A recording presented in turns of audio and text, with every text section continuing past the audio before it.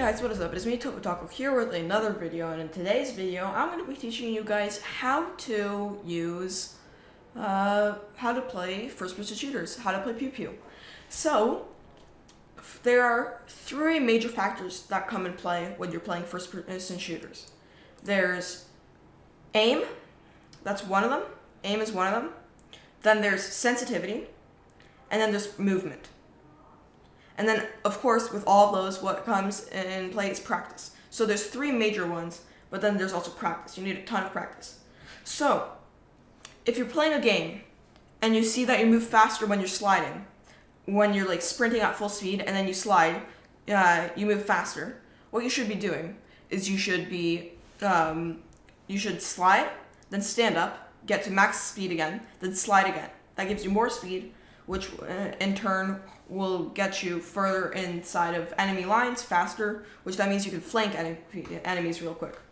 So, for that, you want to be able to flick really easily as well. So, alongside movement, you're going to want to be able to flick onto enemies. So, like, imagine that this right here is where, imagine that you have an enemy right here, where my mouse is circling, and then you have another enemy right here. You were aiming at this enemy first, but then he gets finished off by one of your teammates, and then this enemy right here is shooting at you. What you want to do then is you want to flick onto him like that, so that you're not really wasting time to aim onto him. This is a problem that a lot of people that play controller have, where they move like this over to him. Instead of going like this, fast, they move like this with controller. And then, of course, there's going to be some aim assist, so then it slows down a bit when you get closer to it. So, that is why I personally recommend you to play on keyboard or mouse, because then you have many more keys that you can use to hotkey much easier. You don't have to worry about multiple keys being pressed at once, which in return lets you play better. Now,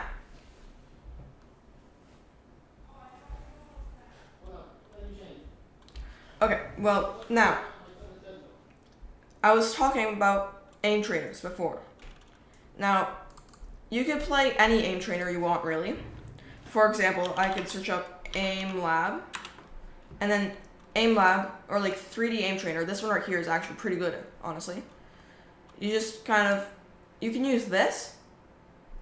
So this right here is one that you can use. So now it loads. And then you can see that it has these tiles that you shoot at. So, this right here is a bad sensitivity for me, but you can see that I'll be able to hit most of the targets.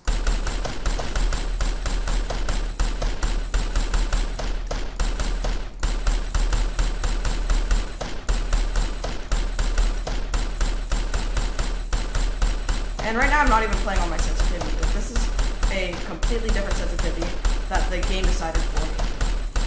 So, you just practice doing this with the sensitivity that you have in whatever game you're playing, and it helps. It helps a lot. Now, top 23%, that means that I scored above accuracy, above how many people have done it. So, that's one method of aim trainer.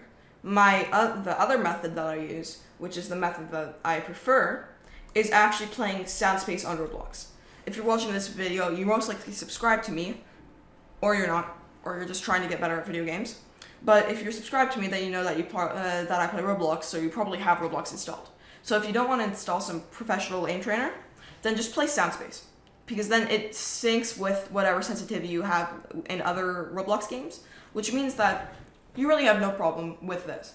Now, this game right here, I actually like better as an aim trainer than any other aim trainer, because of one reason. A single rhythm level of like hard plus, so like I play logic levels, so that's the hardest difficulty, but a single one of those levels, they're so fast that you have to know exactly where you're aiming for you to be able to get there. So that means if you see the slightest movement, you have to automatically get to that spot, you have to flick to it, and then also has these spirals, which are really good for target aim practice. So, I'm gonna play some random level. Hopefully it isn't copyrighted. I'll probably actually play Big Black. If I get copyrighted, too bad. But they actually changed this game a lot where you have to go into here. But I will show you how this works. So if I'll turn on easy mode just in case because it's been a while since I've played. But this game works a bit like this. The nodes come towards you and then you just touch them. So it looks like this. And now, this game right here, as you can see, it practices flicking a lot. And then these parts right here, practice target practice. So this will teach you how to lock onto your enemy and to stay on that enemy. And then as you can see, I did a bit of a flick on the end of that target practice almost. So it combines a whole bunch of different things. Now this is probably gonna be copyrighted, but this right here is probably one of the best levels that you can play for this. Now, as you can see, here is slow flicking. So this right here might be flicking that you do in not very fast-paced games, so like maybe Tarkov, not exactly Call of Duty. And now this is Call of Duty.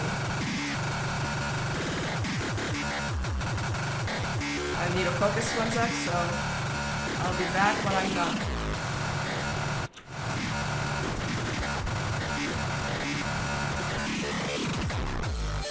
Okay, so as you guys can see, that practices a lot.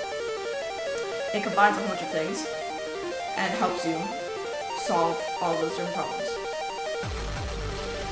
And now you can practice. You can even practice these parts really with fast flicking, but I prefer to stay at a similar level.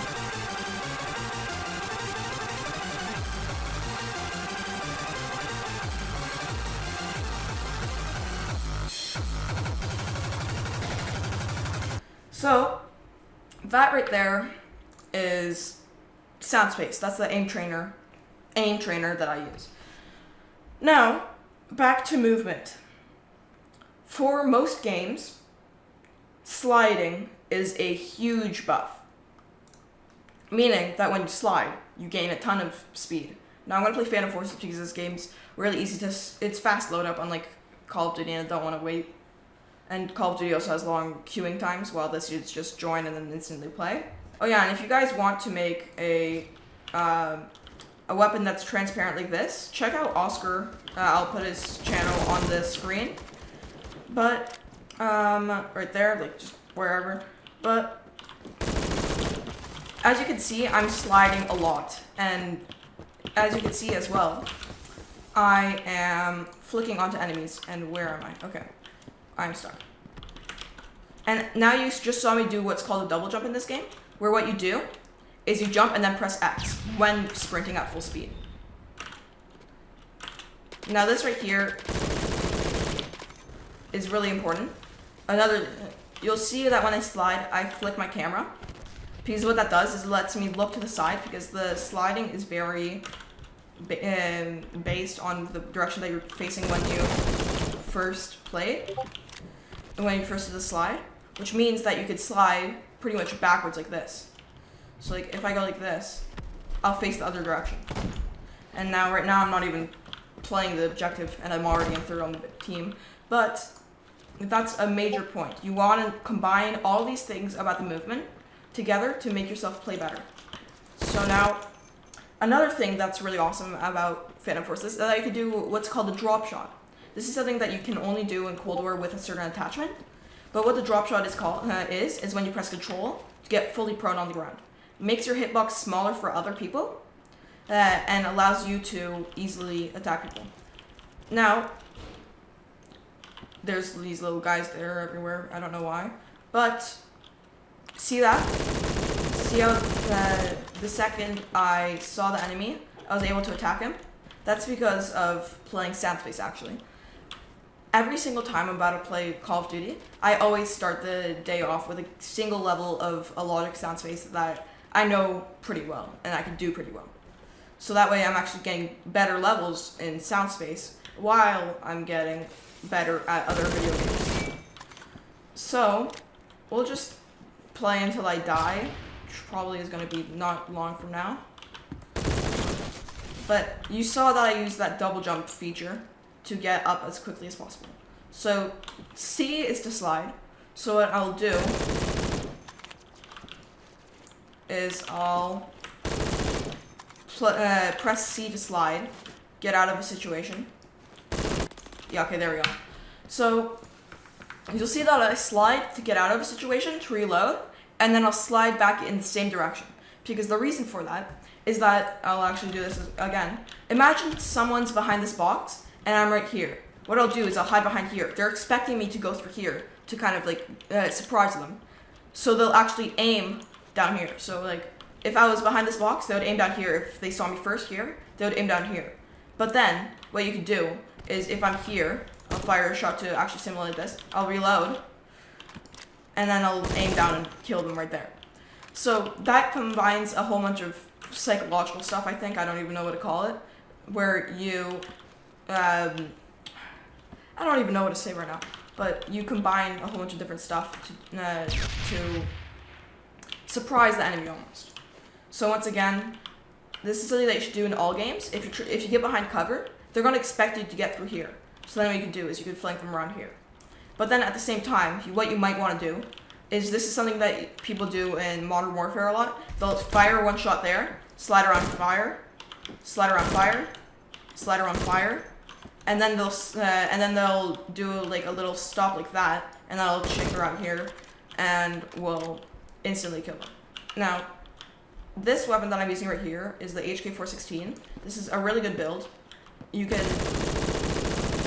There's barely any recoil on this. Like, that was me not even controlling the recoil. Like, you can see the mouse. That's not even controlling the recoil. So that right there is an amazing gun. And if I am controlling the recoil, it looks a bit more like that. So this is a very, you also need to learn how to make a gun for your game. Now, as you can see, this gun right here has much worse recoil, because this is a more focused weapon on recoil, because it's much faster. So what you want to do is you want to get from close range so that it fires in pretty much 2 different spots. So, other than that, it's really about practice in this game. So I can't really tell you more, honestly. I would if I could, but there's not much to tell other than practice like crazy. That's all that there is. Practice like crazy. Play aim trainers. Learn the there's a bird outside. Learn the movement for the game that you're playing, and then just practice. Get that proper sensitivity, like I showed, where you go from one side of the screen to the other without really bending your wrist much, so that's easy to do. Or like if you have a mouse pad, one side of the mouse pad to the other will make you a full 360 in the game. You don't want much higher sensitivity because it's jittery, like I said before. And other than that, that's all there is to first-person shooters. Practice, learn the movement, play aim trainers, and you'll find a huge difference within a week. So thank you guys for watching. Hope you guys enjoyed, and I'll see you guys next video. Bye.